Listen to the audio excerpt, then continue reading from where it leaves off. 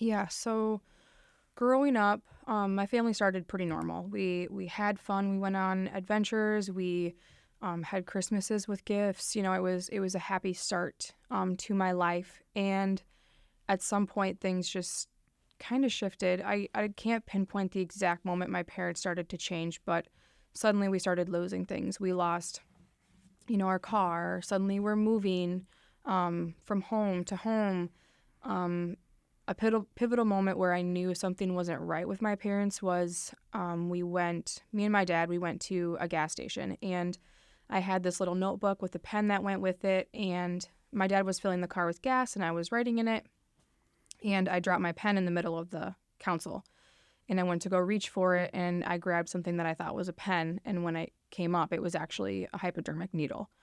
So I put that in my notebook, and I just remember chills going through my body, like, this is not right. What's going on? I hid it from my dad, and I just told him that my stomach hurt and I needed to go home. So he dropped me off back at home. I ran and told my mom, and my mom just was stone. There was no emotion there, and she just told me, I'll take care of it. So I knew that there was something wrong with that whole situation. I knew that my mom knew more than she was letting on. And from there, the spiral just continued. My parents were kind of trying to hide their addiction, but it was out in the open pretty much. My dad was drinking all the time. There was people in and out of the house.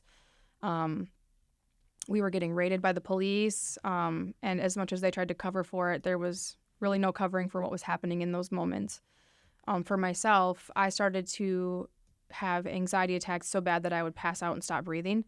And through that, I went to counseling, and they prescribed me a multitude of narcotics. So like Xanax and Klonopin, Ativan, all those things. And when I started taking those pills, I just remember how great I felt. I felt like finally I can feel something. I can feel relief from my anxiety.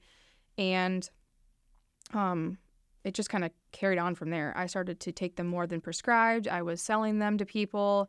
And that's actually how we got raided for the final time. My brothers were taken into foster care. I was arrested. My parents were arrested. Our house was tore apart.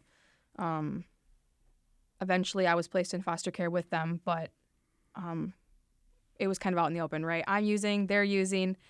It was just a really broken time. And when we eventually got reunified, things were fine for a while until they weren't. And with it being out in the open that we were all kind of getting high at the same time, we ended up kind of using together and in the open.